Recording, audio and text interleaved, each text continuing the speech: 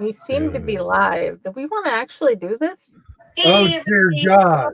Well, I mean, Run. Everybody run. If you're listening to me, it's too late for us. Misery is right there in the title. Save yourself. Flee! Flee! Everyone thinks because you're a zombie, you don't know good coffee. Well, they're wrong. There's only one brew that gets my seal of approval. Deadly Grounds coffee is my guilty pleasure. The aroma is so intoxicating. It brings all of my neighbors out of the woodwork. Deadly Grounds coffee. Coffee to die for and zombie approved. It's good to get a little deadly. Use the front door! Oh, they're so disgusting.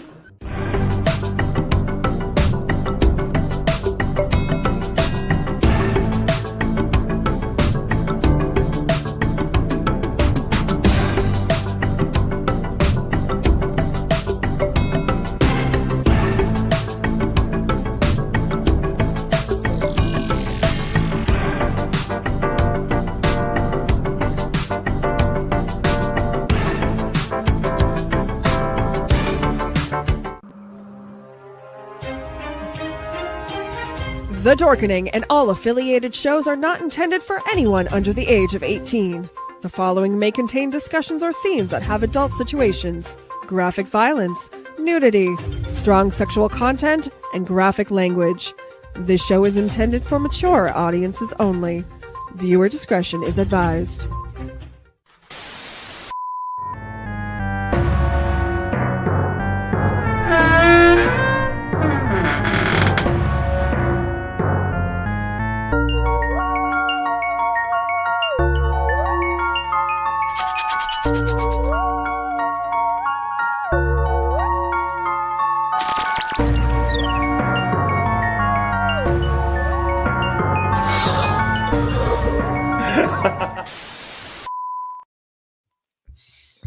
Get out. Like, seriously. I wish I could. Like right now. Yeah, like right now. Dare!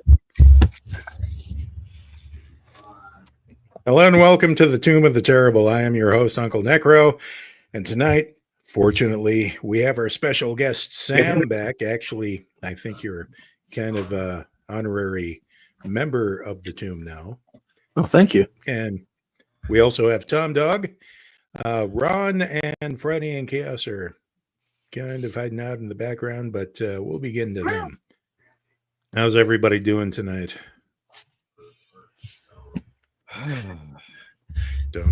Better than you guys, because it seems like some of you just finished watching this. So I'm a few months past watching it, and I've been through therapy and stuff. That explains everything. I watched it last night. So yeah, you're still dealing with the trauma. I watched it a week ago, so I'm a week out, and I've gotten over a little bit of the pain. Are you numb? Comfortably numb. I see. See, it always helps to be referencing Pink Floyd at moments like this. Tonight, dear Kindersnitzel, we're continuing down that winding road of the Amityville madness as we're discussing the aptly titled Amityville Mount Misery Road. Released in 2018, Charlie and Bougie,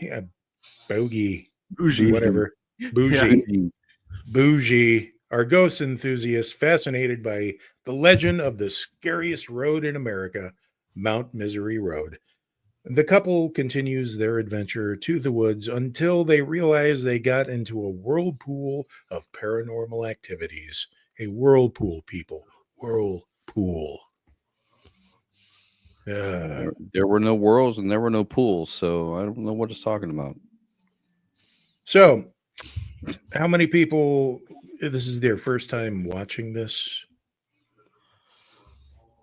Aye. And last. I don't know.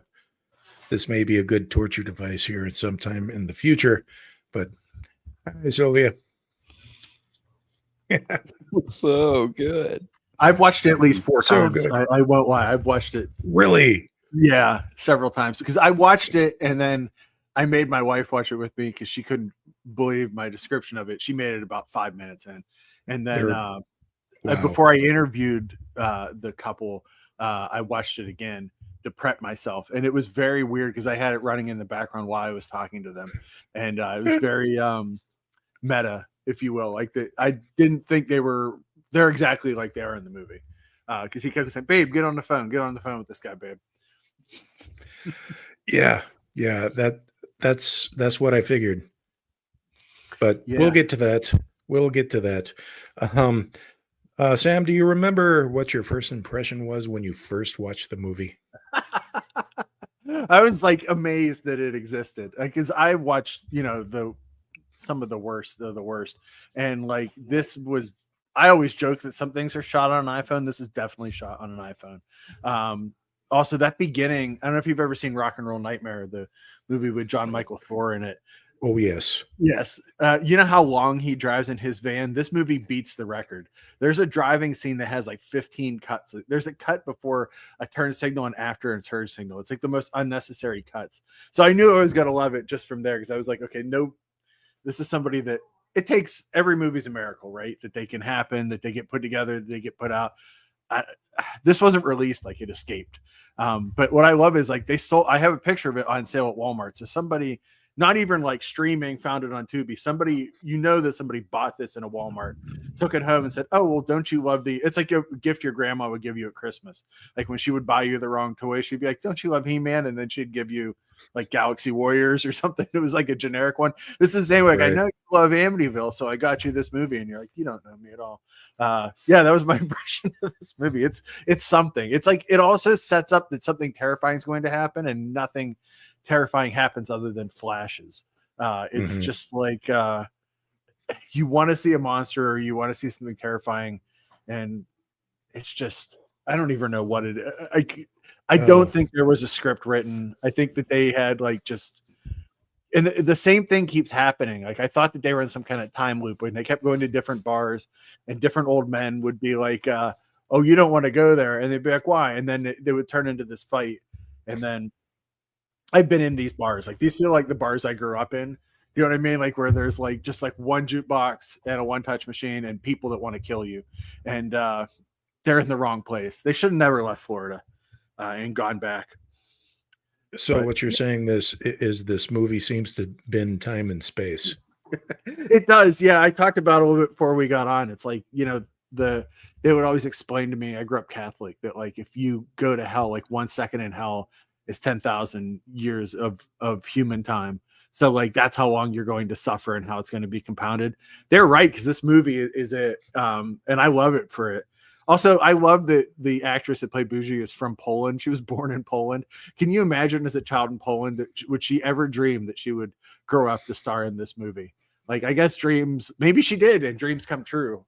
But yeah, it's something. I felt really bad as savage as I was in this movie when I talked to them because they were both very nice people. But you can also be a very nice person and make a really bad movie.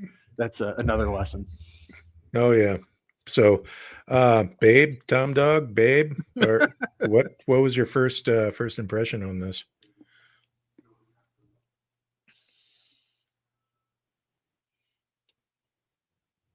Are you on mute?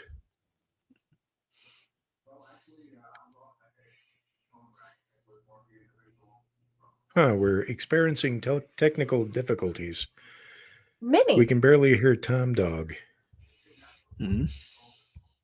So I'm a mute. We'll get back to Tom Dog. But Ron, what was your first impression of the movie? My first impression of the movie. I'm not sure I had a first impression of the movie, considering all of the really bad Amityville movies that we have watched up to this point. I honestly did not expect this one to be any better or any worse than the ones that we have already watched previously.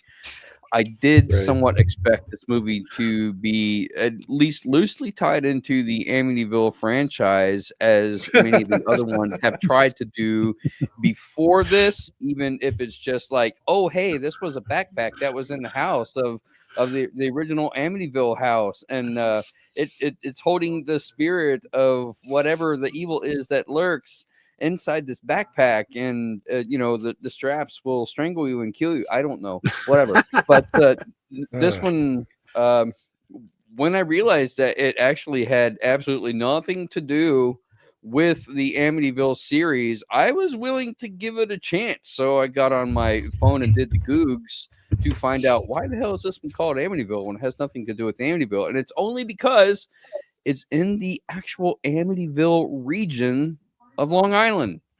And I thought, okay. So then I tried to be a little bit more open-minded about this movie. Now, I could be incredibly harsh like I usually am and do my full-on rant, but I decided that I was not going to do that this time, that I was going to cut it some slack for reasons which will become apparent as we go through the show. Okay. Well, all right. Well, but if you feel the need to rant, go ahead and do so. Tom, are you back? If the rant happens, the rant happens. I won't stop it. Okay. And I won't. Here we go. What was Yeah. your first impression, sir? Okay, I agree with Ron. Cashing in on the whole Amity gimmick of this, and it should have just been called Mount whatever the hell this name movie is. I'm already annoyed by this movie already. Mount Pain and Suffering. I mean, wait. There you go. Close The movie- enough. Mount- Uh, what was it? What was the name of the movie again? Mount Misery. Misery. Road. Misery. Okay, well, yeah, that clearly explains the title. So yeah, this it should have been just called that, Mount Misery Road. Not putting in the Amityville name to it, it just would have been a whole better movie. Found footage, if done right, I will watch it. This, I would say, is a way to not do a found footage movie. And Blair Witch is the original Blair Witch is a hell of a lot better than this. And Yeah. but I'm gonna trash it more during the negatives part. But Yeah. Depending on who you're talking to, that's really saying a lot either way. So, yeah. Friday, what was your first impression of the movie? They seemed like they were going to try their very hardest to give us a good movie. They got great artists to help them make the pictures for the website. I love Mothman. I was hoping for a good Mothman story. Then it turned into growling, and I'm like, that does not sound like a good thing for Mothman to try to say. And it just spiraled into whatever it is they showed us. So in honor of that, I have an actual picture of Mount Misery that somebody has taken behind us. Okay. Isn't it pretty? It's actually Yes. very pretty. But yeah. Oh. If you squint, you can kind of see where the demon dog is fetching a ball. I don't know. But Chaos, what was your first impression of this movie? Oh, they disappeared. Whoop, they're back. My first impression was, what the hell am I watching? Because there's just, the camera was just so sporadic.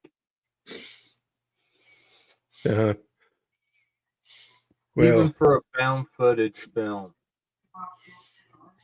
it was just way too sporadic. yeah. And Yeah. a lot of it was just something else. Something else entirely. I'm amazed everybody was expecting a good movie. I mean, Oh, I giving it a wasn't chance here. expecting a good movie Oh, okay. by far, but Okay. Okay. I was You expecting should a- know by now. Come on. We are called Yeah, I'm Tomb not of the that fucking Terrible, deluded. not Tomb of the Great Movie. It's in the name, people. It's not Tomb of the Oscar-worthy performances. But my first impression, it's amazing how they took maybe a 10-minute YouTube concept and stretched it out to about 70 minutes. And this is probably the closest thing we're going to get to the Turkish Blair Witch Project. So, I have a couple of bits of trivia here. Sam may actually have more here, but what I have down is it's written, directed, stars, and pretty much everything catered. Makeup, music is done by the husband-wife team of Chuck and Carolina Morangelo. Morangelo, yeah. Yeah, you got it right. Okay. Wow. And Carolina is spelled with a K for some reason, because edgy. I don't know. And Mount Misery Road is a real place with a haunted past, as you can see behind Friday and Chaos down there. The movie draws from the urban legends that have sprung up around the area, and we're definitely going to be getting to that. But Sam, do you have anything to add on to pad this out, much like this movie? The budget was $2,500, and I want to know where the $2,500 was, because they shot it. They do. When I asked him, I said, "What'd you use to shoot this?" And thought maybe he'd tell me some kind of camera. No, all on iPhones. So like the editing was already on an iPhone. Do you know what I mean? Or on a computer. So it didn't get sent out for editing. I assume it didn't get sent out for audio. He wrote all the music for it because Chuck's old job, he was Marty Bowen from Jefferson Airplane / Jefferson Starship's guitar tech before he went into real estate. That house is his house in Florida. So he did a snowbird thing and moved to Florida from Long Island, where he lived right next to Mount Misery Road. And he and his wife love horror movies. And one day they were watching a movie and they said, we should make our own. And that was it. It went from there. Somehow they got a deal. I don't know how. He said, yeah, we got a great deal being in Walmart. We made a lot of money off that. I was like, God, it's on Tubi. I mean, it's on every streaming platform. So, they got it on those places. And obviously, if you haven't seen the movie, if you're just listening to us talk about it, I guess he's successful because his wife is half his age at best. I mean, I'm married to someone a lot younger than me too, but like he's, it feels like that it was a mail order bride situation. And you know what? That's fine. No judgment here. If you get successful, these are things that maybe happen. But he looks like a dude that plays in bar bands. Like he lives up to what he is. And yeah, that's him playing all the riffs in this movie. They have a new movie too, which they sent to me, and I haven't watched it yet because, like a band's second album, I never want. You get really into the first album, you're like, I don't know, like I don't know if I'll be ready for the second one. So it'll be something at some point that I'll be in the mood for. Right now isn't it? But I have watched this movie at least 4 times. I own it. Why do I own it? I don't. They sent it to me. That's why. But it's not the worst Amityville movie I've ever seen. Which might amaze you. It's because it definitely is their vision, right? Like this is the movie they wanted to make. Like if you think about that, like they put all of themselves into it. So this is them. This wasn't like, I don't think they're like, oh, this is going to be a movie that makes us rich, or it's just like, I think they were just having fun, and then they were probably drinking back at the hotel, and they're like, we should put this out, and that turned into, oh my god, it's out. It's in Walmart, it's on Tubi, and it's like, they went further with their movie than my Amityville Dollar General has gotten. So I have a question. What is the worst Amityville movie you've seen? Oh my god, Amityville Emmanuel is really bad. I hated that movie because I love which one? Amityville Emmanuel. I think you guys watched that one. Oh yeah, because I was set up. I love all the Laura Gemser Black Emmanuel movies, so like I was expecting like the sorcery and chaos of Amityville with the sleaze of an Italian Emmanuel movie. I got none of this. It was like it was just horrible. Probably Amityville Thanksgiving is really bad. That's all shot on like Skype. And it's just We people dropped talking. that. Yeah, you're lucky. I have Amityville Turkey Day left to go. Amityville elevator is someone in an elevator, not like Lift or other elevator movies. I mean, literally someone standing in an elevator for an hour and 45 minutes. There's a scream that goes on for over 5 minutes. They just looped. Nothing happened. It's not even like an art movie. Like, it's just, I don't know what it is. It's So another it's- movie that they grafted the Amityville name on. It was made like 5 years before. Kind of sounds like the plot for M. Night Shyamalan's The Devil. Yeah. But that movie, God, I can't believe I said that's the thing about watching. I'm sure you guys have learned already. The more bad movies you watch, the movies that normal people think are bad are like Citizen Kane to you. Like, do you know what I mean? Like, people are calling M. Night Shyamalan, as I call him. M. Night's movies are really bad. Like, yeah, they're bad, but they're not. Shamalama ding dong. They're not inept. Do you know what I mean? Like, they sometimes they are, but they're not as inept. Like, Old was inept, like right from the beginning. I'm like, of course, I know what's happening. Like, the twist is ridiculous, but you know what he's trying to do, and the lighting's good. You don't occasionally just have someone walk in front of the camera, or you didn't shoot it at a loud bar, and all the things that happen in these Amityville movies. But yeah, that it's, and you know what? Friday to answer you, like, it's such it's hard to figure out what the worst. Every time I'm like, will this be even worse than the last Amityville movie I've seen? The best Amityville movie is Amityville 2, The Possession. I mean, that's a genuinely great movie. The first Amityville movie sucks. Except Margaret Kidder's in it, so that's good.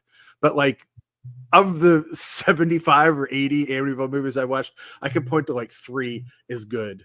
And the rest are all just like varying degrees of, would you rather get diarrhea or be constipated?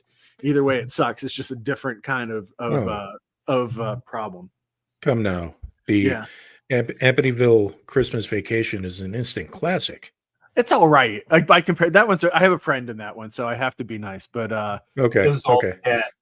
Yeah. It's not as bad as, God, I base everything on, like, I don't know if you guys have ever seen A Talking Cat. Question mark, exclamation, question mark. Yeah. Yes. A movie that has Cynthia Rothrock play Mrs. Claus, which is my favorite casting ever. If you can get through that movie, you can do anything. So like, these movies will prepare you for so much, I might have cheated a little bit. I saw the Riff Tracks edition of A Talking Cat. So I didn't really go in bareback. I own that one too. I bought that one though, because I love it so much. Though, to be fair, I bought it at the dollar store. They had it, and I was like, well, this seems like the perfect budget for a talking cat. There is also a talking Easter bunny that just came out. I have not brought myself to watch that. So I think it's funny that David Dakota did that movie and Sorority Girls in the Slime Bowl Bolorama, and it's the same director. I own that one. Well, that's a good one, right? It came in that one of those 50 movie packs for 20 bucks. Yeah. Those are getting super expensive now, though, because people figured out that there's weird stuff on them, so now they're really hard to get. They used to be really cheap and easy to get 50 movie packs. Not anymore. Oh yeah. So moving along here, this does bring us to our first real question for the evening. What did we like about the movie, if anything? So, Sam? I like the relationship between I'm going to sound like elevated horror now. You ready? I like the relationship between the lead characters. Obviously they're in love, and this was like a pet project of theirs. So like, that part of it was like, there's been times in our lives when we'd all like a love like that, of like being able to convince your wife to go with you to Long Island and make a movie in obviously cold outdoor weather. My other thing I love is at the end when there's the big reveal, when they find that cross. It's like a plastic canvas cross. It's like the cheapest cross. And it's like this big, do you know what I mean? It's like this big aha moment. It's not. And I love that. Like, this is like the moment that's supposed to be the highlight, and like do you know what I mean? Like, this is when it all comes together and you're like, what?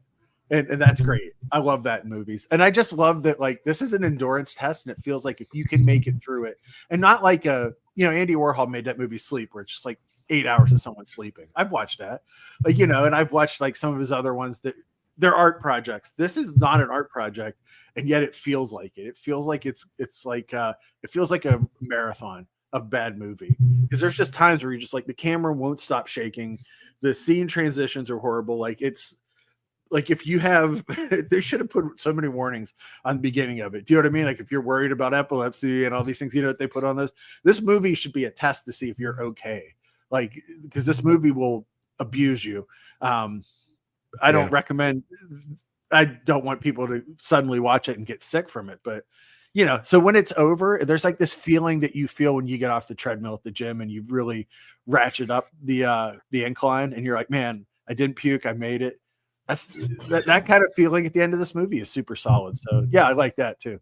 That's my very nice way of saying I like the credits a lot, but I didn't want to steal Chaos' line because he uses that one on these. Yeah, it's not for the novices, but No. Tom Dog, what did you like about the movie? I actually had a nice soft spot for the opening credits. The way they did the opening was actually really good. Really? The font and everything, and the way they turned it into like a red and black at the very end of the opening. I thought that was very creative. I like the idea of what they were trying to do with this movie. I thought that was really creative. Yeah. But again, it had, since it had nothing to do with Amityville, they should have just called it Mount Misery Road. Misery. Thank you. Tom, I love that you gave this the kind of review that a grandmother would give to their grandson that showed the movie. You're like, I really like the font that you used, and it was very creative. Like it was so nice. That's such a nice review. Because my cousin made a slasher movie once where somebody cut off someone's penis and ate it, and he showed it to my grandmother. It was like a shot on video one, and she said, "Isn't he creative? Look how beautiful the titles are for this." And I was like, "Why would you show that to grandma? Like why would you do this?" But yeah, so that was, I love that you found that. That is like a joy of finding the needle in the haystack. So well done. Oh, yeah. Look at you. You made a movie. Just, we're going to hang this on the refrigerator. I love the black and red that you used in this movie. You're wonderful, grandson. You almost believe there's blood and not ketchup. That's good. And I do like the chemistry between the two couple. I mean, it is nice, and so I mean, you would expect chemistry like that in an indie film, and so I had a soft spot for that too. So yeah, those were my positives. Okay. So Ron, what did you like about this movie?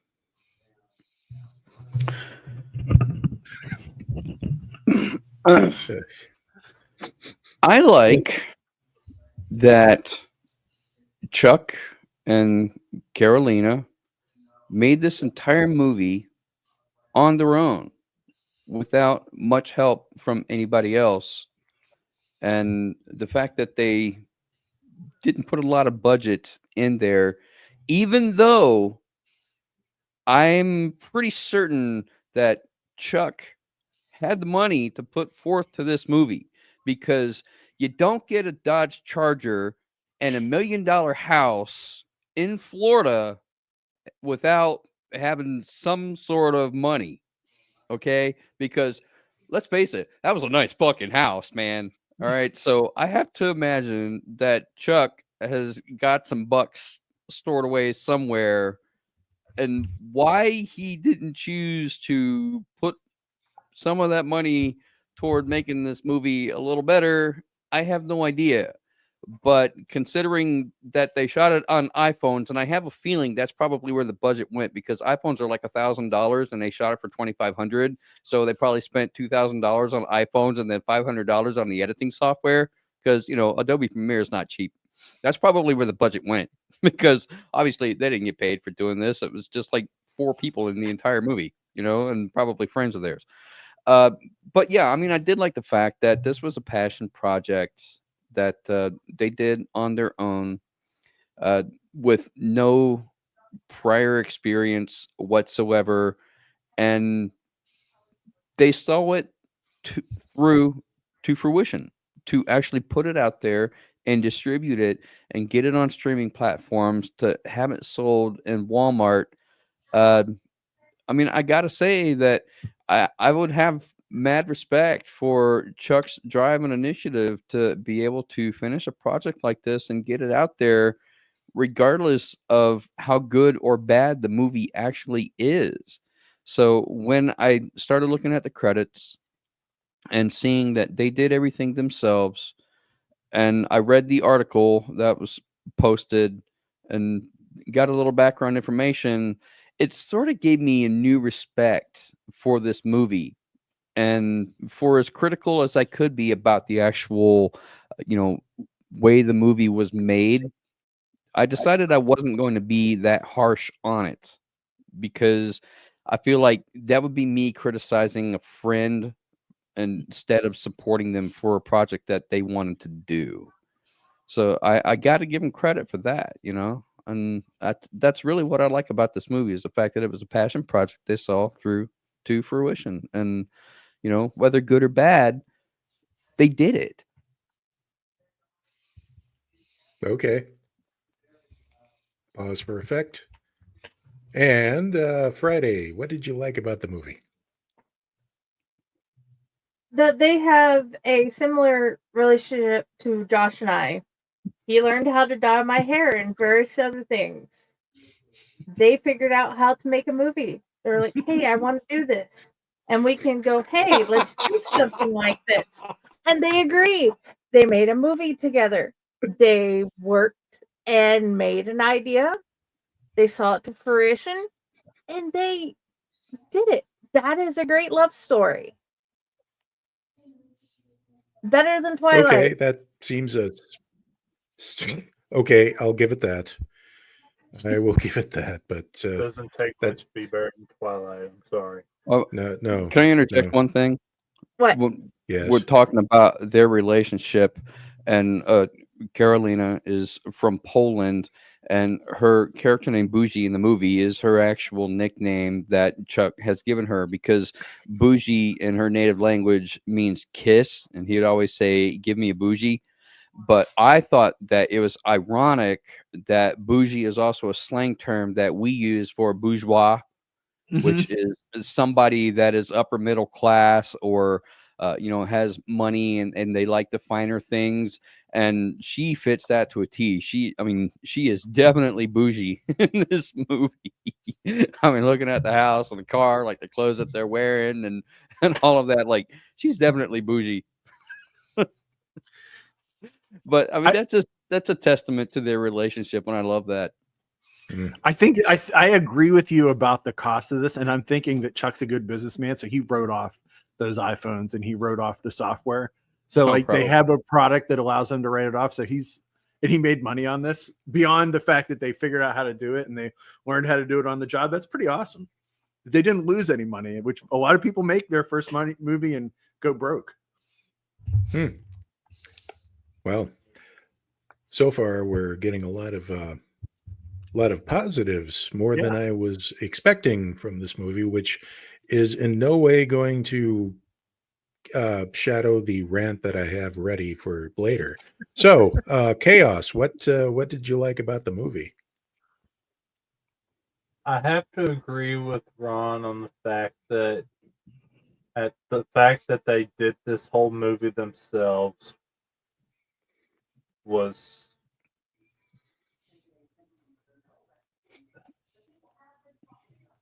I'm having trouble wording. It's great that they were able to do this by themselves for the most part. Right. And of course, my signature, the credits. Of course. It finally ended. Yay. But as far as I go, what I did like about the movie, and there's a couple here. First, I'm surprised nobody brought this up, but this is a Christmas movie. There is a Christmas tree in the airport terminal, which technically headcanon makes this part of the Amityville Christmas Vacation universe. So I'm demanding a crossover. Well, I tried talk not to Chuck. bring it up because it hurt my soul, the fact that it was a Christmas movie. Hmm. Well, I was Christmas going to hurts bring that up a as lot a of negative. people's souls. Yeah. And to be fair, there was a kernel of a good idea here. It just the execution therein, but I'm getting ahead of myself. Speaking of getting ahead of myself, what didn't we like about the movie? So, Sam, take it Oh away. boy! Now that everybody said nice things, I'm going to come off like a jerk. Well, I'll be the biggest jerk of ever. So, yeah, okay. No, but I mean, it's obviously like you said. It teases you with the cover, which the cover is lied to us so many times in movies, right? But like, you're like, oh, well, this is going to be a werewolf movie, or this is going to be an Amityville movie, or this is going to be a haunted road movie. And I grew up with a haunted road in our town. And, I did reading on Mount Misery Road. There's a gravity hill in Mount Misery Road. I don't know if you guys have ever been on a gravity hill. They're awesome. There's one here in town where you literally put your car in neutral and it pulls you up the hill. Because it's like an optical illusion that makes it happen. I hate when people ruin magic, so I'm not going to explain to you how Gravity Hill works because I'm like, oh, it's cool. It's fun, But I think that there is so much that can happen here, and nothing does. Like, it really feels like whenever you go visit somebody and like somebody you were friends with in college and had great times with, and they say, oh, we're going to take you some of the bars that we go to. And you go to that bar and you just sit there hearing somebody talk for 2 hours about stuff you don't know or care about. That's what this movie feels like. There's a lot of these, like, don't go there. And like, we're going to go there. Don't go there. We're not going to go there. And it's like, cool. Like, I'm glad we got out of that scene. And here we go. We're going to do that scene all over again. And it just feels like there's I was gonna say it feels like there's no structure. There's no structure. This movie embraces a complete Dada-ish lack of structure, but it doesn't become good in its craziness. But they did it. It's I've written a lot of my first couple songs were really shitty too. But people had to suffer through my old bands. You know what I mean? And it's like, who knows if it ever got good, but it's better than it was then. So I guess maybe you have to go through that. By the way, their other movie is also on Tubi, The American Ripper from 2013. I haven't watched it yet, but I promise you guys I'll watch it this week and put it up on my site. Just now that I've seen that it's on there, I feel like Thanksgiving week is the perfect time to watch another movie by this duo. I feel like my soul's ready for it. Well, Godspeed, sir. Yeah. You'll have to let us know how that goes. I'm kind of with Sam on that, Ashley. I mean, I am willing to give this couple another chance just to see if they actually learned anything from the first movie so that the second movie is better. Yeah. Plus, I've called my wife Buzi so many times now. Like, after this movie, we called each other a million times. And then, like, she sat in the room when I interviewed and she's like, try to get her on the phone. And she got on the phone and she was so nice. Like, Carolina was so nice. And like, I was like, man, we've made fun of this movie so much. And now I'm talking to them and they're the nicest two people in the world. So I felt like my heart got, what is it? The Grinch, like 3 sizes too small. It went the other way. I felt horrible. I'm like, oh, I've like abused this movie and now they're so nice. And now I'm going to try to atone, Ron, by watching the next one. I hope it's good. You know what though? We're talking about it, right? Like when people talk about it's a bad movie, I always said, well, you're talking about it. Something happened out of it. It was enough to be memorable. Certainly better than any of the Sean Phillips Amityville movies that you guys have had to suffer through. I'm sure if they're as nice as you claim that they are probably aware that this movie is not the best that it could be, and they've probably had people tell them that now. But having you here and the fact that you have already made contact with them, you can always point them to this podcast and have them watch this episode and see what they think. Yeah, well, I was really mean in my review, and like I got an email from him. And he's like, hey, I love that review. It was great. And I'm like, my first reply was, did you read it? And he's like, yeah, you shit all over the movie. It was great. I was like, okay. And he goes, yeah. So, and I was like, cool. Okay, we'll talk. That does remind me of the time that we covered House of the Dead, Mhm. and I posted the link on Twitter, and then Uwe Boll liked it, and I thought, great. When is the boxing match going to happen? Yeah, he didn't threaten to Yes. knock you out like all of the other critics. No, it just started following me and like, hey, good review. I'm like, you watched it? You know, 'cause we were kind of honest about that one too. But Did he wow. mention anything about me? I'm sorry for interrupting, but did he mention it? Because I was extremely harsh about that movie, especially to him. Not yet, but I can find out maybe. But Making Tom a Dog, move, we were play. just going to ask you, what didn't you like about the movie? Yes. What I didn't like about the movie was the song that that Buzi was dancing to in the bar. Oh. Gee, I, I did not like that song. It just kept repeating and repeating. And please tell me that what are you drinking, Uncle? pain go away juice. There you go. This is actually sparkling strawberry juice. So drink responsibly, kids. I just did comedy Is it effect. cranberry? Well, since I said strawberry, Oh, okay. Never that mind. would, I didn't pay attention to that because I was too busy laughing too hard. well, that's what I'm here for. There you go. But yeah, that song was dreadfully horrible. It just kept. It was playing on a loop. It sounded like it was playing on a loop, but it is definitely a lot. But definitely, it is no match for my favorite song from these bad Amityville movies. A Hole Is Just a Hole. That's my favorite song. That is my favorite song. And the camera shaking was a little bit excessive. And the guy that they were being interviewed, that was sitting with them at the restaurant, just kept repeating, "Do not go there. Listen to me. Do not go there. Do not go there. Do not go there." I'm like, dude, you already said it. He's But they supposed to be still like the went guy anyway. that warns them in Friday the 13th. Like that guy only Yeah. warned them once, and they Yeah. still went. Like he's like, well, no, yeah, but he's like, if I warn them 400 times, they're certainly not going to go there. They still went there. Yeah, I, and he just seemed a little bit upset about that, because he was like, "Oh, I've done interviews about this so many times, and I'm getting really sick and tired of it." I mean, that part was actually pretty good, but then when he started repeating the "Don't go there" and everything, it's just like, okay. And big question: what happened to Boozy's jacket while they were in the woods? It got too hot to wear. Yeah, she had a jacket, and then in the next shot, she doesn't all she had was like a long sleeve t-shirt and a sweatshirt. That was it. Maybe the ghost took it. That reminds me of a in continuity thing that I noticed I was going to point out. Okay. Yeah. Well, in that case, Ron, what didn't you like about the movie?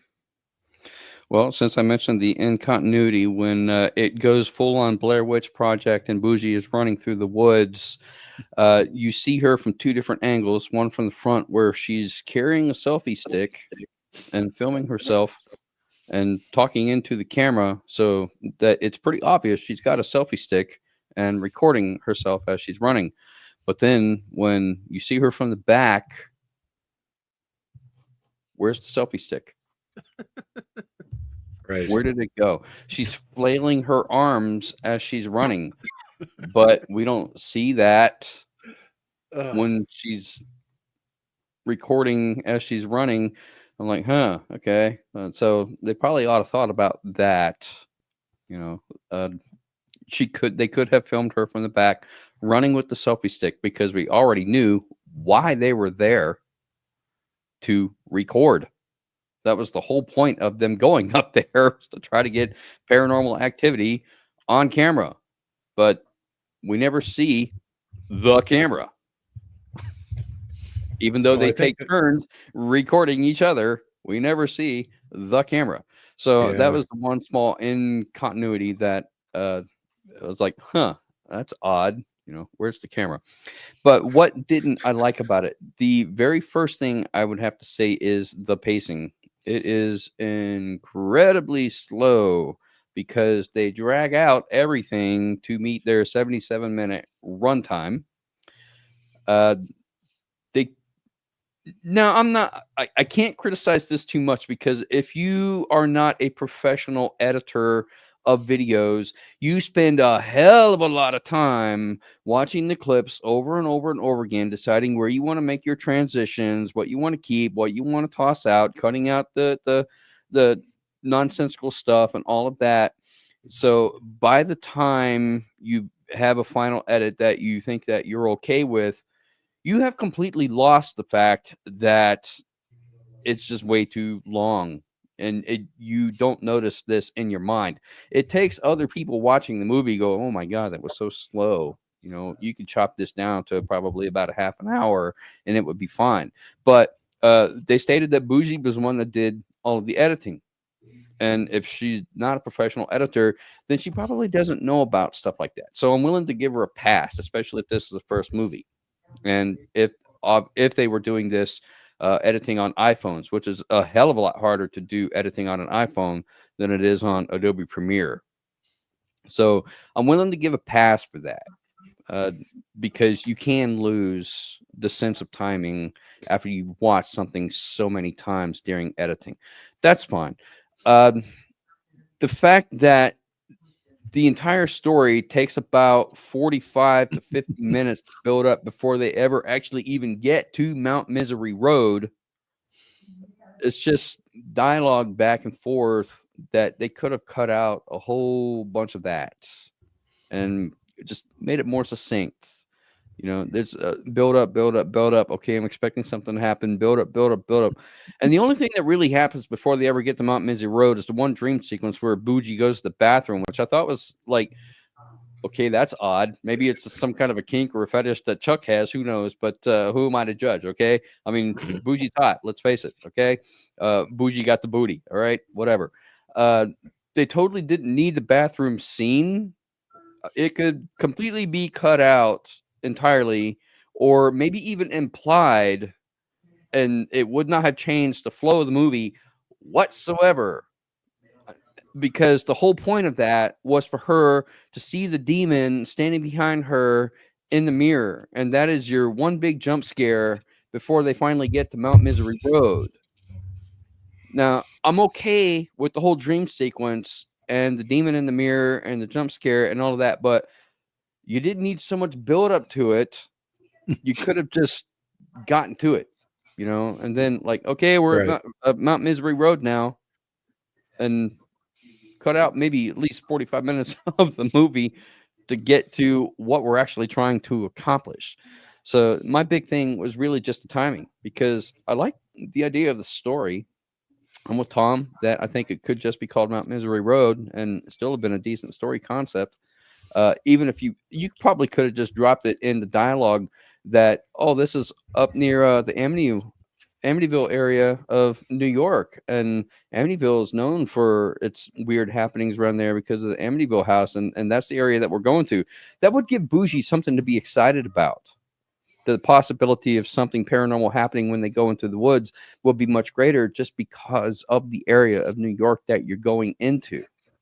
So they could have worked that into the dialogue somehow, and it could have tied it back into the Amityville franchise just by even mentioning it, but they never did. I had to They look could it have up. drove past the house if they wanted to. They were close enough. Oh, look, you know, there's Ocean Avenue. There's the house, Yeah. you know. Okay. They could have done something like that, but they didn't. You know, Considering all the other movies we watch, they didn't even have to use the real house. No. Yeah. Point They out could have just put up a just some CGI house. imprint like they did in Amityville Christmas Vacation. You know, that didn't Right. even look like How the many actual times house are we itself, but referencing that whatever. movie? I mean, I want to So- be watching. An angel gets its wings every time you guys say it. So there's a Mm. lot more going on in heaven tonight. Mariah So Carey really, my eats an one elk. big critique about this movie was just the pacing. But because I know that they did it all themselves and that they were amateurs and they didn't really know much about movie making, I would actually like to see them remake this movie with all of the newfound knowledge that they gain from people critiquing it and making suggestions. Hire an actual writer to flesh out the script, to flesh out the storyline, to come up with some actual paranormal activities that they can film. And then take parts of this movie, film new parts, put it all together into something contiguous that makes a more well-rounded, fleshed out movie and storyline. And I have a feeling this movie would be 10 times better. And they could do that. I could see them do that. I would like them to have somebody make a movie that uses them making this movie as the movie. Like, it's like this couple, they're rich, they decide to go shoot a found footage movie in the woods, but it's all true. And then you know, it'd be even funnier than that if they do riff tracks for their own movie. Yeah, I should suggest. I'm going to send him an email and tell him to do that, because that would be great. I would love a commentary track. That's why when I got the DVD, I'm like, God, what if there's a commentary track and there isn't? It demands it. But other than that, I mean, I don't really have a lot of negative critiques about this movie, because I was certainly willing to cut them a lot of slack, because I know that this is their first movie. They didn't have a lot of experience, and it's such a passion project and a low budget movie that I didn't really want to be too harsh on it. Ron, are you feeling okay? Because I'm thinking back to the Amityville haunting last week. Meltdown. I know there's something going around, but you know, you expected me to have much more of a negative rant. I was kind of hoping. Well, James, I will leave that in your very capable hands, because you said that you had one that you would get to, and I don't want to steal your thunder. It'll be a first, but sure thing. I'll try not to let everybody down. But before that, Friday, what didn't you like about the movie? I am from Tennessee, the Appalachian area.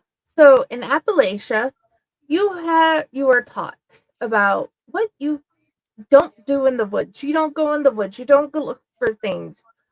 If you think you hear your name in the woods, you didn't leave. You know, all that good junk. So they have all of that to pull on. They have all of that they could have looked up. And even if it's just them, he could have been walked off far in the woods and started making similar sounds.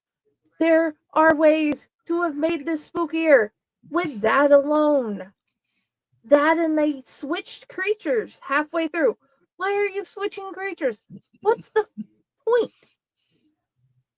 How can you be that enthusiastic about stones in the woods? No. Are you not trying? You know there's lore. You made lore for the movie. You picked up pieces. How can you not find the other lore? Because there are so many ways with just tiny bits of things that just the two of them could have did. Because if they wanted to lean more into the female aspect, they could have done so with her, or the male aspect. They did a good job in trying to make a movie, but they did not do all the deep dive they tried to make it appear they did. They put too much time into follow-up. They did not do the best follow-up. And I agree, that whole entire part where she's peeing should not have been in the movie. But there are so many things they could have done and cut out about 35% of the babes. Just 35% of the babes, that would have made the movie better. Is there a filter for that in Final Cut? I wish. Yeah. Can we do a drinking version of the movie where every time he says babe or they say babe that, you know, we have to take a drink? You would be dead.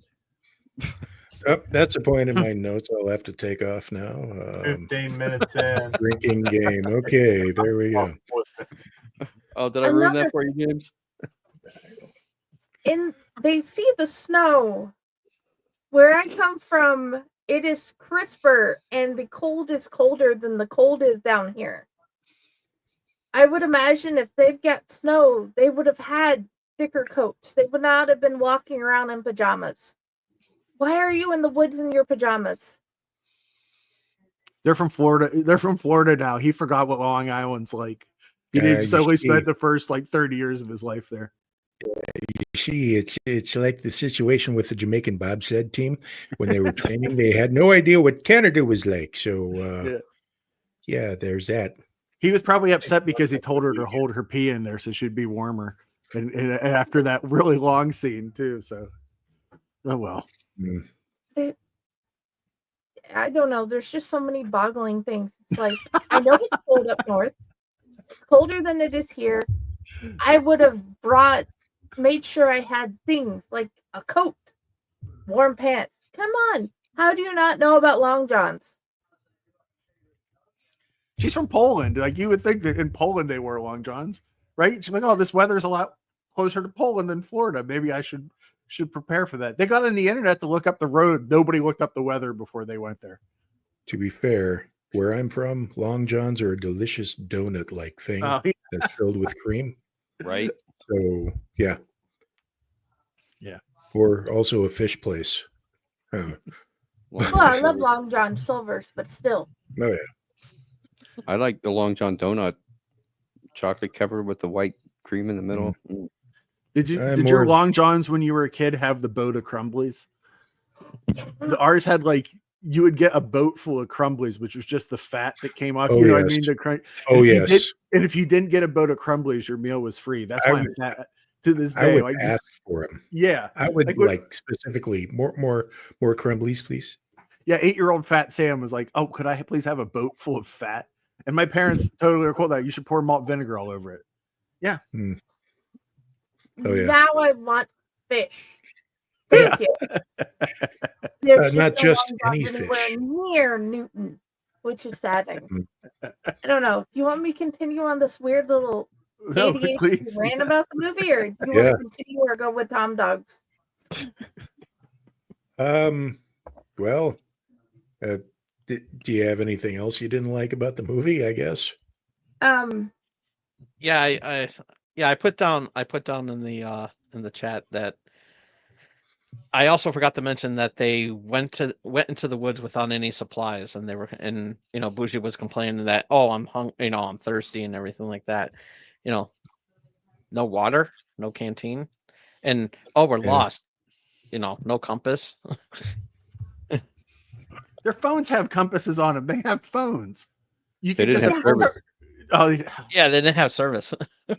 You can still do it. Oh, never mind. I love that every modern slasher movie now has a scene where they have to show you why the phones don't work. So people like me don't go, they had phones. There's always a scene where like, why aren't our phones working? They didn't have their Amityville backpacks full of supplies. Exactly. See if they just brought that. Right. They forgot their fruit roll-ups. Exactly. And their peanut M&Ms. Mm-hmm. One last thing. Yeah.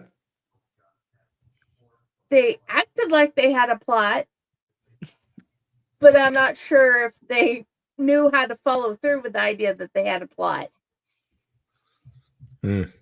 They remind me of a lot of modern pro wrestlers that have like a storyline for their match, but none of them have told you it. So you have to like guess at yourself for like what they have this amazing story, and then they tell you, well, that's why I did all that. And you're like, nobody knows that. You didn't. Nobody knows. Just go out. Number one wrestling fan. Yes, I will agree with that. Yeah. Well, in wrestling, they have one person, one opponent that has to play the heel, and the heel is the one that has to lose the fight so that the person that everybody likes can win. In this case, I think that Chuck played the heel. Yeah. I thought he was going to turn on her totally by the end, and he really does. I thought it was like going to completely possess him, and then he'd just be in the house by himself or something at the end. I don't know. I'm writing a better. No, he just disappeared and was never seen in the movie again. Yeah. Nobody knows what happened to him. I was kind of hoping he did turn, because when she was going to pee in behind a tree or something like that, he was filming her. Turned. I was kind of hoping she would be the one that would be possessed, and then when they find his body, you see the word "babe" carved into his torso. She's eating that it. She's would've like, been finally, better. I found something to eat. Yes. That Well, I would've been mean, she better. did play the woman in white at the end, the lady in Oh, yeah. white. You know, she was the Yeah. one in that makeup. So they could have done something with that, where like she's standing over his body or something like that.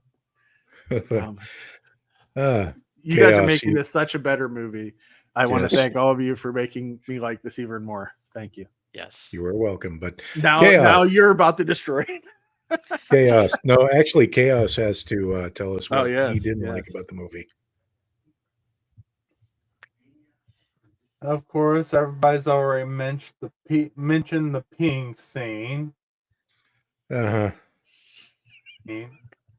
I do not want to hear about Buzi's booty ever again. That's a catchy song, man. Come on. Hard disagree, but go on, Chaos. The fact that they picked when they were looking up this Mount Misery Road that they were going to go visit, they picked out a ghost lady, a demon hound thing, and for some reason a cryptid from a state about state or two down south, Yeah, Mothman. from West aka Virginia. Mothman.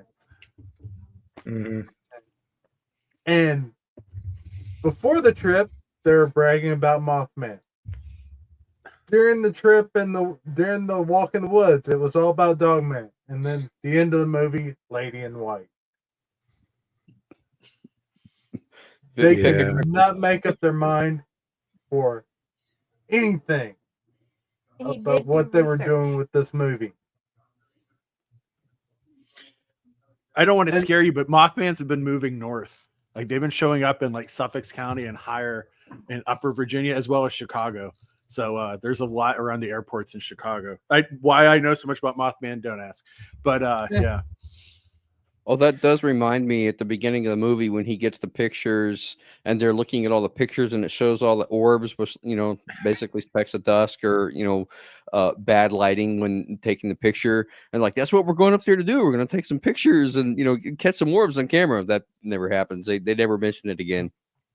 No. My grandmother used to go take pictures like that. My aunt would take pictures of her. My grandmother is this little like 4'10" Polish woman. And like she's like, look at all the orbs around. And I'm like, don't put my grandmother into the occult. Like, don't make the unknown come after these Lovecraftian beasts come after her. Just let her live. Like, let her just live out the rest for years. But luckily she was never possessed by like Buzi was at the end of this. Okay. Well, honestly, when I saw those pictures, I immediately thought, who sneezed on the pictures? Yeah. But yeah, that's just me. Well, what I didn't like about the movie. Okay, 3, here are my 1. notes. So this is not a movie so much as a loose collection of poorly edited scenes, including but not limited to extended opening shot of Charlie going vroom vroom in his Charger. Over 2 minutes of exciting getting and reading the mail action, followed by looking up haunted websites in real time. In real time.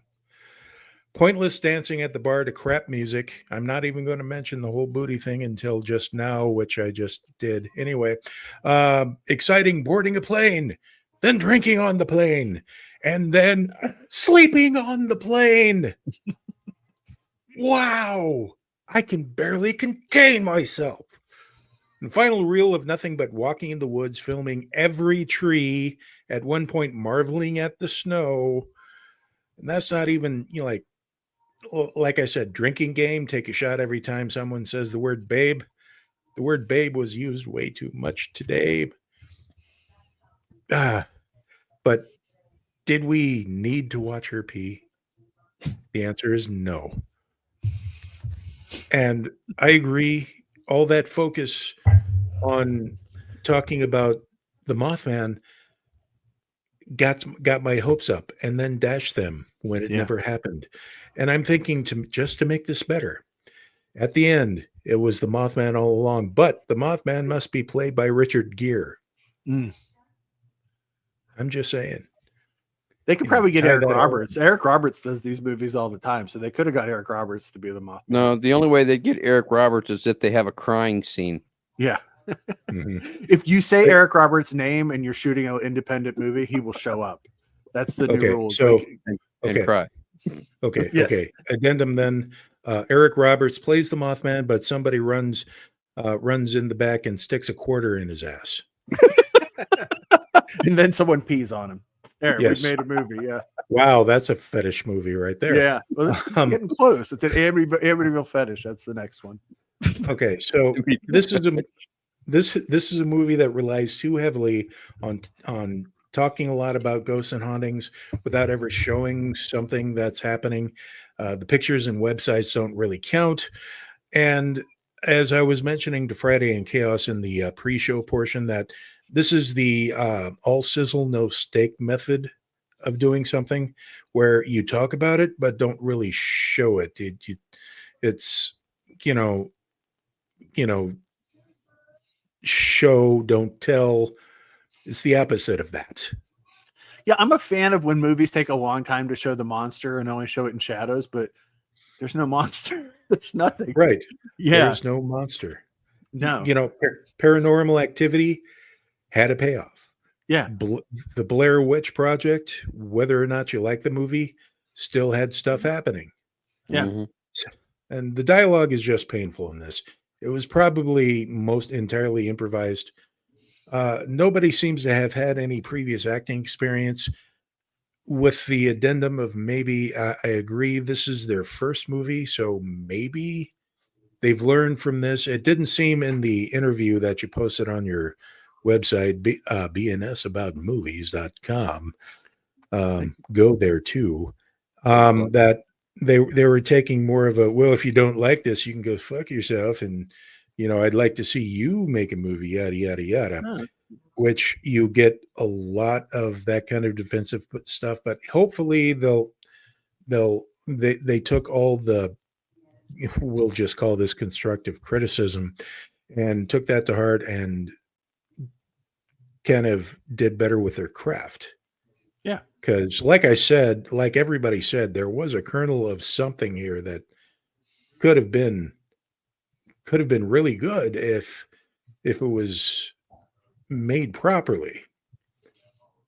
So sorry if that wasn't the Ron level rant that most people were hoping for, but yeah, those were my thoughts on the whole thing.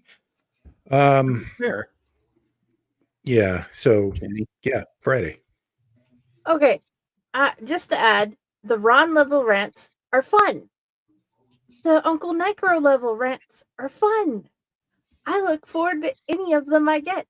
Hence why I keep coming back. And then we've added Sam to the mix. And Uh-huh. we've added Tom Dog to the mix. So this show just keeps on getting more entertaining. Hence why I keep watching the movies and coming back. And Oh, it yeah. gets so much better when Raz gets to school us in anything. And Oh yeah.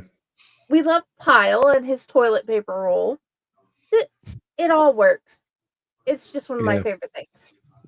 Yeah, it makes all It's the, yeah.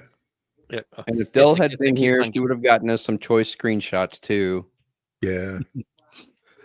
Well, it kind of makes all the torture bearable, almost. So, we're going to take some time right now. It's been over an hour. We're closing in on this podcast is going to be longer than the actual movie realm. So Yeah. let's take a moment to pay some bills, and we'll be right back with more stuff.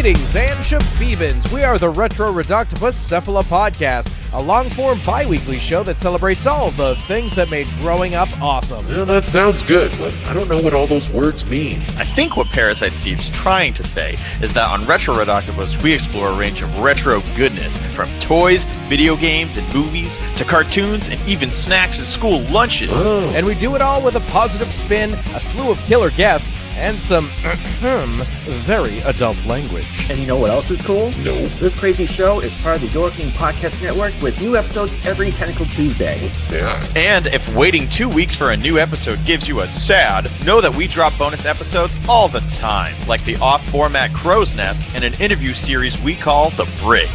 You can listen to Retro Reductibus on Apple Podcasts, Spotify, Stitcher, or any app that's cool enough to carry the only show that celebrates all the things that make growing up awesome.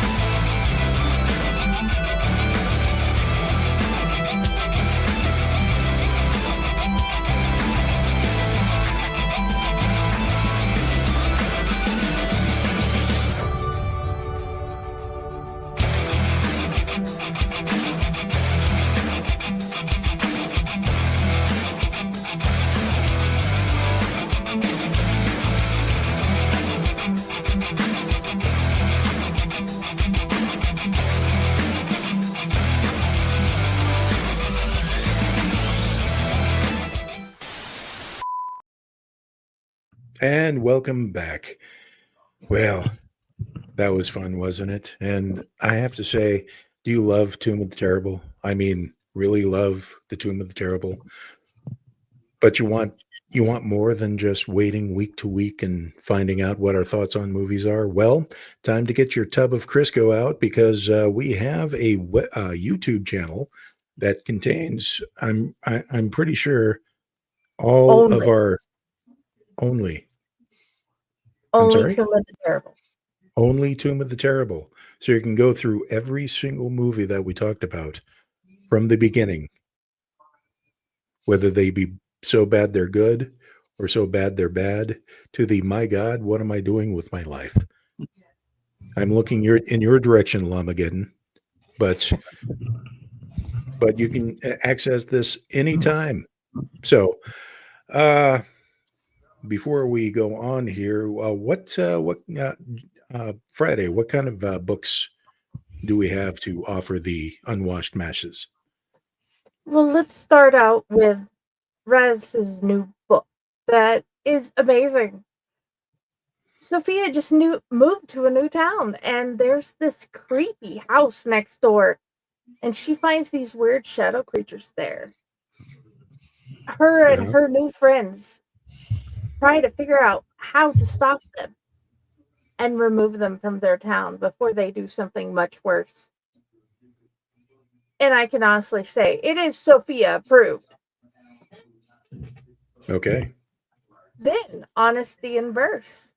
It is our new only poetry and only art anthology, where we have UncleNecRo, we have Ron, we have me, and Raz, and so many others who have given us poetry for this book. And my kid, Cassie, she has art in it. I have art in it. And my sister, both my sisters, to be honest, Stevie and Mel. And of course, guys, if you haven't read Nightmare Whiskers, you got to come see these monsters we found and made, or we're trying to warn you about. A lot of them we're just trying to warn you about. And then in the Owlite Menagerie, you can find anything from Groundhog Day in the mental asylum to the angel that has decided, yes, that hurts, but we should probably see what we can do. And there's so many others, because we got Curtis M. Lawson, we got Rob Smales. We got Carrie Lee Sanders. We have us, Ron and UncleNecRo. And all the proceeds for the first year goes to the Pro Literacy Foundation. Every adult has the right to literacy. Please either donate or buy our book, and we will donate for you. And the worst you get is some really stellar stories, man. Because I'm not saying you have to read mine, but their stories are great. Their poetry is great. Their art is great. Please check all our new stories. Yes. You may want to put a fine print on honesty in verse. It had said at the bottom, do you have a copy yet? Which is unlikely since it hasn't actually been released yet. Yeah, it comes out in December. I think I downloaded the wrong thingy. It comes out December 15th. So it is next month that it comes out in. Please pre-order and check out all the new stuff. I am really proud of my girls. They are 10 and they are 12. And they have been brave and put themselves out there with their art. And we have published them, and we are trying to show them their art is just as important as all the stuff we are doing here. And yes, this is bravery, putting ourselves out and letting you see our inner mind. Oh, yeah. So, very good. Yes, get them all, and especially when the poetry comes out. I never thought I'd hear myself say, hey, I'm in a collection of poetry, but here we are. That, I believe, is the one of the signs of the coming apocalypse. But we are now at the ratings and recommendations portion of the show. So between 0 to 10, Sam, what would you give this movie? Give it a 4. I'm going to be, because you know what? Again, I've watched it a bunch of times. I actually brought my copy out. I love this as a slipcover, like for the collectors out there that collect this media as a slipcover. And look at the price on it. I did buy this. It was $3.99. There's the price. But yeah, the back cover makes it look really intimidating too. We have the Mothman and Mount Misery Road and Buzi, a couple pictures of her, and then there's. So like by the cover, if you see this, you're like, man, like that looks awesome. So that's probably like at least 2 or 3 of the points out of my 10 is right here. But that is a nice cover. Yeah, like they did. Like if you saw this at Walmart, you know, it says be careful what you search for. They mean the DVD itself. Like be careful, don't pick this up. It's like The Ring. There's something in it, but you know what? It's fine. I'm excited to watch their next one. Yeah, they only need to sell 624 more copies to get their budget back. It's a Jersey. When the Kids in the Hall series was on, like that's how it started. Someone bought a copy of Brain Candy for $0.25 at a yard sale. I'm like, we're finally profitable. We've done it 35 years later. So yeah, maybe my $4 went to it. If I talk about it enough, too, like I feel like I'm helping them by, because people are always like, oh, what's the Amityville movie I should watch? And I'm like, well, that one, because it's really rough. And then people inevitably, when you throw the gauntlet down like that, as you guys did, Derek, well, Sam's watched like 75 Amityville movies, and he said that this one was one of the harder ones to watch. I mean, certainly I should go through that same, or you run. Either you're like, oh, that seems like a good challenge. Do you know what I mean? Like it's like a theme park kind of thing. Like, yeah, I'll ride that roller coaster. And yeah, so it's not really a roller coaster though. It's much of a roller coaster as you're in a hotel room, you're in a plane, you're in a bar. UncleNecRo, I would go even further than your review and say, I wish they made this into an HBO series where everything was in real time. So we'd get like an 8-hour episode of them going on different planes and getting connections and trying to waiting for their, just one episode's waiting for their luggage to come down the return while Buzi's like, I just want Starbucks. And that's the whole episode. I want it. Kill me. I know. I want like a box set as big as the Dark Shadows set. That Dark Shadow set that forms Jonathan Frid's corpse, like that weighs like 40 pounds. I want an Amityville Mount Misery Road giant box set. I'm the only person in all of the multiverse that wants a maxi series of this. You know what I mean? But I would drink it up. Anyway, that's my review. 4 out of 10. Okay. Well, Tom Dog, what would you rate this and would you recommend it? I will be a little bit fair about it, and I would give this I will agree with Sam and say I will give this a 4 out of 5. I mean, a 4 out of 10 rather. Um, there was some creativity, like I said, and just cashing in on the Amityville name. Uh, it would have been like at least maybe like a 5 or a 6 if they did if Mount Misery Road did not cash in on the Amityville name. Um, and of course the chemistry between the two couples there was was good and everything, and yeah, and there was something there, and I'm gonna see, I'm gonna see that other one because that other one that they made, um I'm gonna check that out, see how it is, and who knows, maybe we will review that in a future, it will be reviewed in a future Two Minute Terrible, because American Ripper, that does have a pretty unique title to it, and everything, and but yeah, 4 out of 10. All right. And would I recommend this? It's, pick your poison. you know it's like it's totally up to you, and I mean, I won't recommend it, but if cheesy um film found footage genre is your thing, give this a look see and everything. I mean, this is their first project, so I won't be too harsh on it and everything, so but yeah. Okay. All right. So a couple of 4s right now. Ron, what do you rate this and would you recommend it?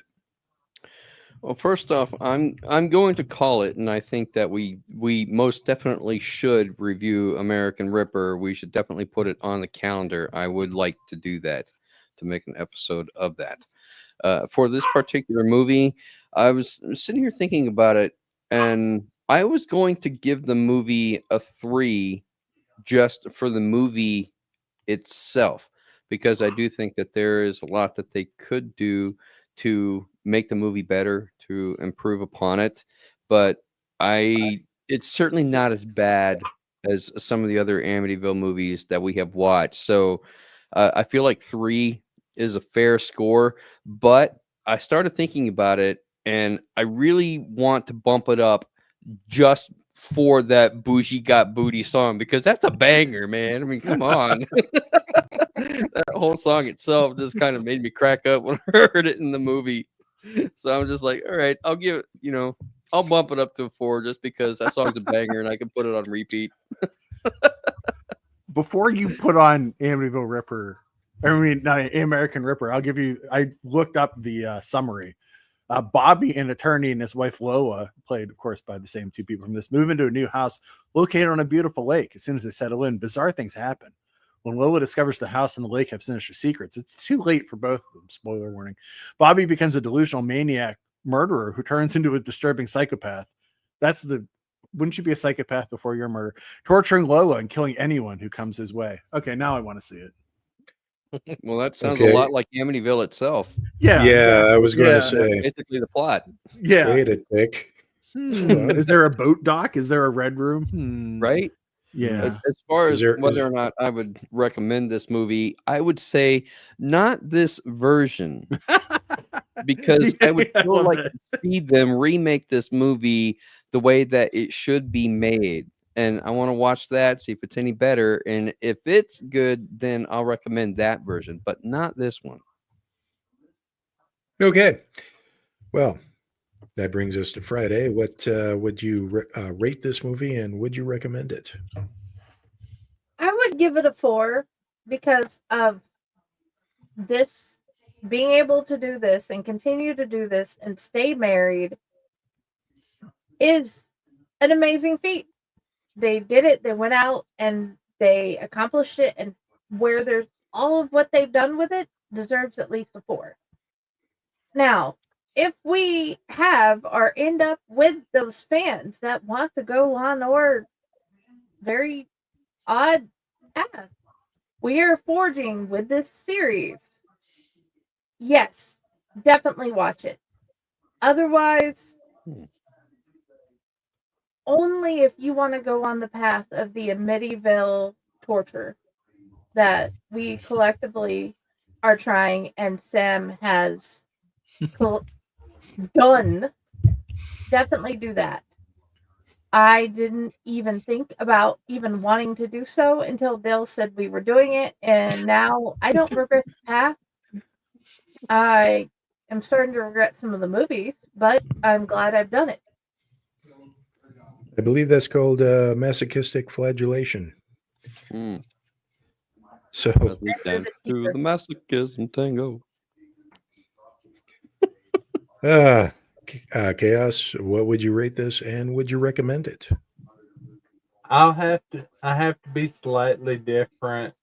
I am gonna keep it at a 3 because the main thing the movie had going for it was the fact that they did this all by themselves. Okay. It gets a 3 because it was a movie. They had the attempt. They couldn't. It's almost like they couldn't figure out what direction they wanted to go with it. But I will keep it at a 3 for the simple fact they made this movie, they put it out there, and they did it all, just the two of them. Okay. Do you recommend it? Did you already say? Yeah, no. No. Okay. Yeah. Okay. Okay. So, okay. Once again, UncleNecRo is going to be kind of the bad guy here. Somebody has to be. And I hear all of you. I understand where you're all coming from, and I defend your right to your assessment of the movie. However, I am going to start this by saying that if I don't have to be owning a 4-star Michelin restaurant to know what bad food tastes like. I don't have to be Gordon Ramsay. This is a bad movie. Yes, they did it all themselves. Yes, they made a movie that they managed to put out and have selling in Walmart. Bravo. It's still a bad movie. Now, I do want to point out that I originally was going to give this a 0. But then, thinking about it, even though it's a bad movie, and I've seen really, really, really, really bad movies in my time, I now give them a 1. I'm being generous. Simply for the fact that it takes a lot of guts to put something like this out there for other people to talk about. Now, I'm not just going, here, this sucks, and then not explain why I think it's not a very good movie. I believe we've all did a pretty good job at explaining that. However, I'm not giving it a 4, like it seems the medium is, but I'm sticking at the 1. And whether or not this is just a slug to get through, I'm sorry. But as far as recommendations, it depends on how evil I'm feeling that day. If somebody asks me, hey, do you think I should watch it? Probably not. Whether or not I know that person's movie preferences, if they're really chipper and can you recommend a scary movie for me? I'm like, watch this one. He. Yeah, I'll do it like that. So anyway, we have 5-star reviews, people. Oh, wow. Yeah. On Amazon, Is it We're from Chuck starting and with a- Carolina? No. No, this is finger looking good. Yes, that's where the Crisco comes in, people. But this is from Lisa Ann, titled Hey Babe, because of course it is. I know this is a very low budget and the lead characters can be annoying, constantly saying "Hey babe" to each other, and some of the acting, but I found this so bad it was good. I thoroughly enjoyed the movie, and even though a lot of things didn't really add up, but I found it fun to watch, and for me, getting lost in the woods would be a nightmare. It was creepy at the end. Give it a shot if you like found footage type films and are not too picky and like low budget films like I do. Okay. Then we have Helen Mitchum. It's good. My husband enjoyed the movie and me too. Holy cow, the grammar. And the final one, Anderson. So bad that it's fantastic. Wow, fantastic. So bad it's fantastic. Great film to watch with friends. I would have to agree with that. If you're going to watch it, do it with friends, especially those who are good at riffing. Mass quantities of alcohol. Mass quantities of alcohol, yeah. So Sam, do you have anything to add to that? Usually at this point, when you're not on, Dell gladly reads your review from your website, but you're here now. Oh yeah. No, well, let me see. I don't even remember my review. Let's take a look at my review if you guys would like. Let's see. Sure. Amityville, Mount Misery Road, and there's the interview too. There's a picture of them singing together. All right, this is an internet first, people. Sam's going to read his own review live on YouTube. Know. Let's see. I'm trying to find something good here. This film is a true auteur project. They did everything. Let me see if I say. I'm trying to find something funny, not just me saying. I really have no idea to review what I just watched. It's like someone made their own movie just for themselves, but along the way, someone watched it with them and said, "You guys should sell that." Just trying to be nice, and then they did. It really feels like a passion project between the couple. And hey, they really did make a movie and get it on streaming services and into actual stores, put on DVDs. And it does take effort to make a film, even one as astonishingly bad as this one. So I can't hate it. Some people like to dress their dogs. Others like to flip homes. It seems like these folks like to use iPhones to make movies about ghosts. Whether you feel like encouraging by spending $10 for it is up to you. If I had the opportunity to get a line on this cover, it'd be edited down to say, "Not since Manos: The Hands of Fate, ... astounded by a film." They would take a lot out. The IMDb review page for this is astounding, filled with 1-star and 10-star reviews and nothing in between. Save one review that gives it 4 out of 10 and says this movie deserves more than 10 stars. Why didn't they give it 10 stars? I can't believe it exists. I'm not sure that it should, but if they decide to make a sequel, yeah, I'll probably watch it. So this movie was sent directly to me by Chuck. Obviously, that has nothing to do with the quality of a review that he has given. And there's a picture of it on the shelf in Walmart, right next to movies like Rust Creek, Hellgirl, Megalodon, not smelled like the Meg, and The Music Box, and Tooth Fairy, which was a evil Tooth Fairy film that came out the same time as the Rock's movie, where he was the Tooth Fairy, hoping that you'd say, "Oh, this is the movie with the Rock in it," and take it home and realize that this movie cost $300 to make. There was a surprisingly big amount of Tooth Fairy based horror movies that came out. Yeah.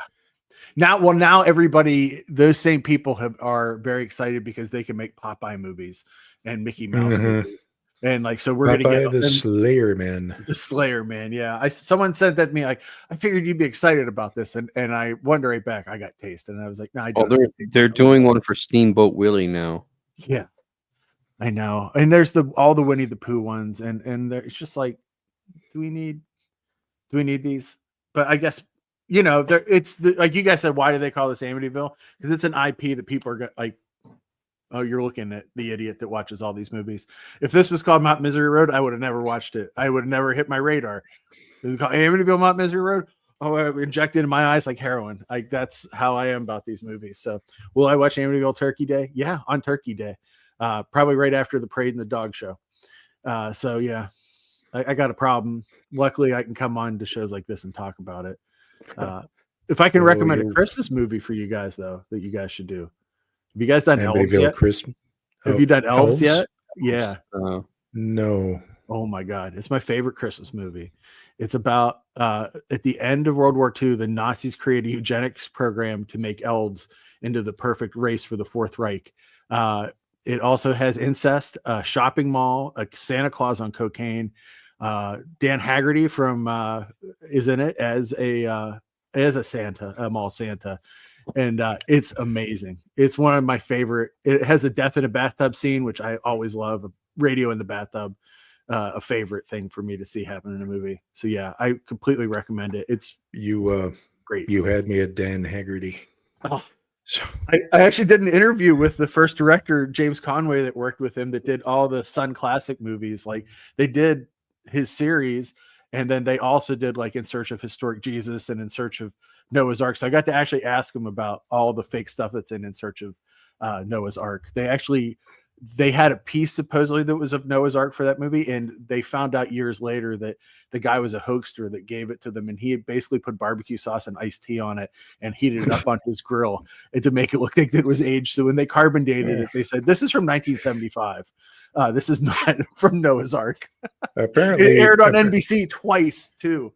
Apparently, in the time of the patriarchs, the wood tasted great.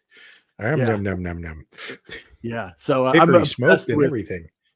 Beyond Amityville movies, 70s documentaries about religion, my all-time favorite movies. But yeah, so In Search of Historic Jesus is super awesome. So yeah, but Elves is real good. So if you guys want to gather around and find a movie, there's a scene in it where this family is just trying to eat their Christmas Eve dinner. And this girl comes in and she's like, tell me about the eugenics experiment that the Nazis did on elves. And the guy's like, sit down, let me tell you. And his whole family, he's like carving a turkey while he's explaining to them about it. And it's like, God, it's one of those movies every year. I'm like, this is the year it's coming out on Blu-ray. This is the year that some label's going to be crazy enough to release it.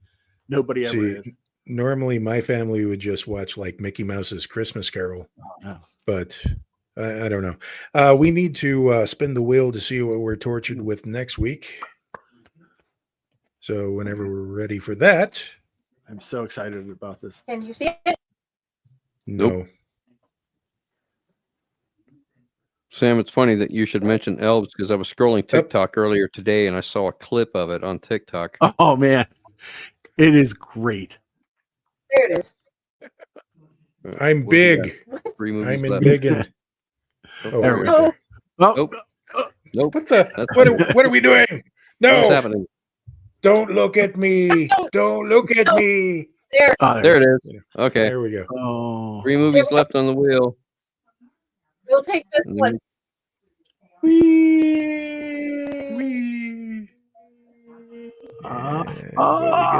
do we got? No escape. No escape. No escape. There is no escape from these movies, people. Right? Oh. I'm going to watch Amityville Turkey Day this week and send it to you guys. I'll be posting it. I've really put it off. I saw the cover and I was like, I can't watch this. And like, I've been putting it off for like a month and I'm like, there's another one coming out called Amityville AI.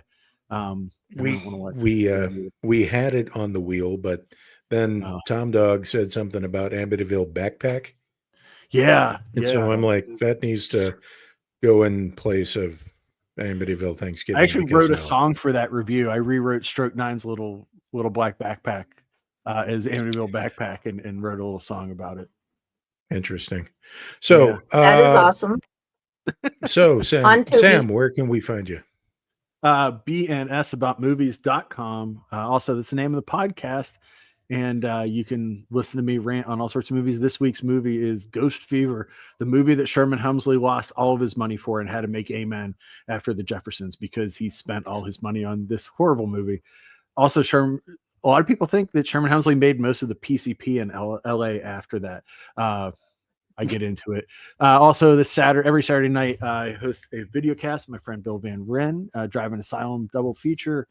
This week we are doing See No Evil, a movie where someone gets blind after being thrown off a horse and a killer comes after them. And We are also doing, what is the second movie? Oh, Raw Force from 1982, a movie about a cruise ship driven by Captain Cameron Mitchell, who ends up coming to an island that's just like Mortal Kombat, 8 or 9 years before Mortal Kombat. And there's a lot of kung fu, a lot of nudity, a lot of drinking. It's like half Porky's, half zombie, about a quarter of a movie. It's pretty great. And there's drink recipes on the site. I make actual cocktails during the movies to show you how to stay alive during the movies. The drink for Raw Force has 13 shots of alcohol in it. It is brutal. If you can get through that, you can get through the movie. But that's a good place to find me. Thanks for having me again, guys. Sorry I missed a couple weeks. I've been lining up a new job and just got to start next week. And so yeah, it's been exciting. Yeah. Congratulations. You're welcome anytime. Thanks. Yeah. So and I'm glad to come in and talk about this movie with you guys. I'm glad that you made it. I feel like we're in a club now. We're blood brothers. Also your description reminds me we need to get zombie strippers on the wheel sometime after this season, because hilarious. But I have another one for you guys too. There's one other one I want you guys to get on because I'm trying to get more people to watch it. Sorry. The Mummy Theme Park. That's one of my favorite movies. It's basically shot in a closet in Italy. It's about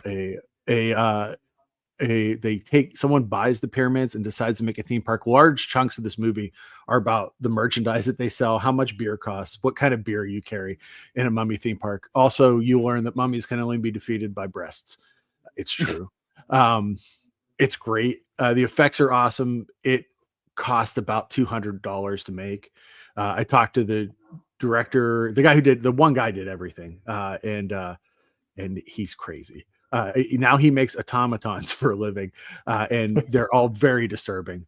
I tried to get the rights for a company, and the contract he sent back was equally insane of why none of his movies can be released anymore. They're only on YouTube now. So he made 5 movies, each one progressively more upsetting. So if you guys ever want to get deeper than Amityville, oh God, I'll get you into the movies of this guy. They're bad. But thanks again for having me, Tom. Sorry to interrupt. No, that's okay. So Tom, where can we find you? Before I do, I just want to give a quick happy Thanksgiving to everybody here.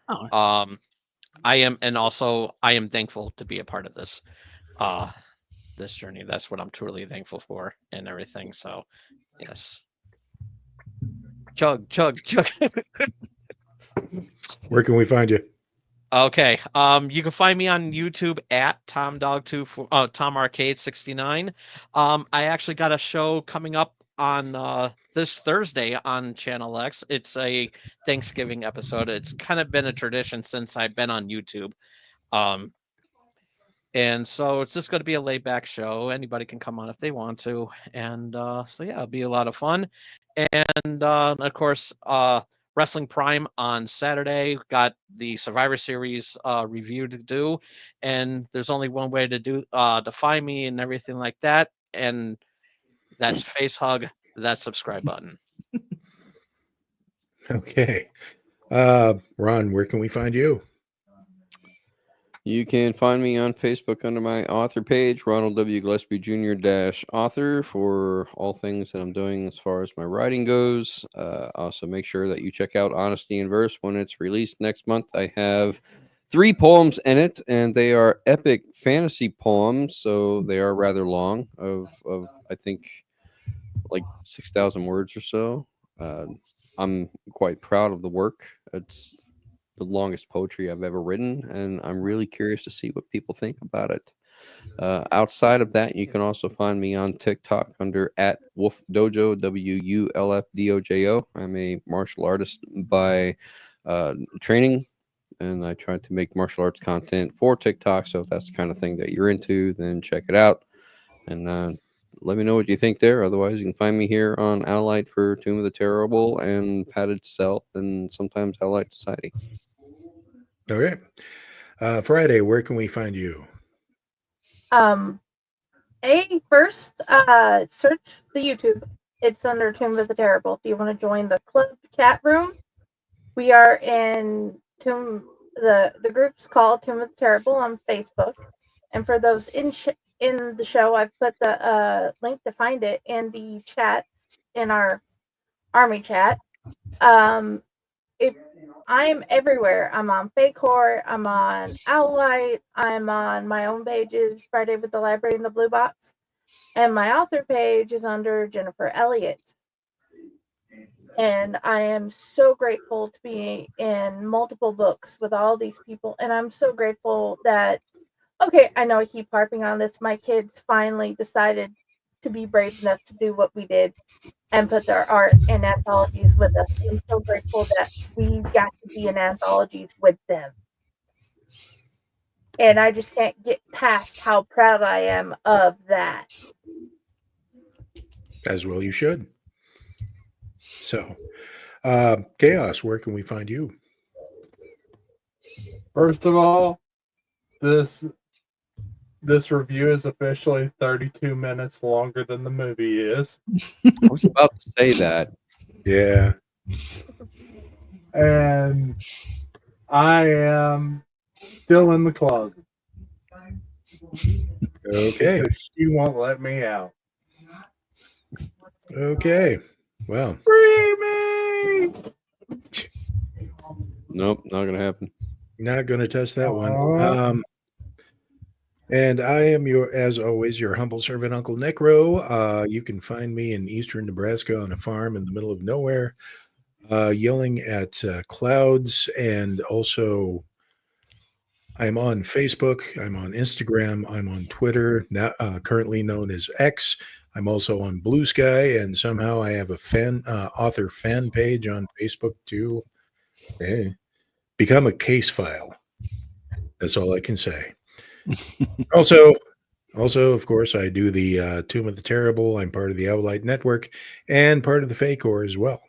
So until next time, remember to spay and neuter your friends and seek help.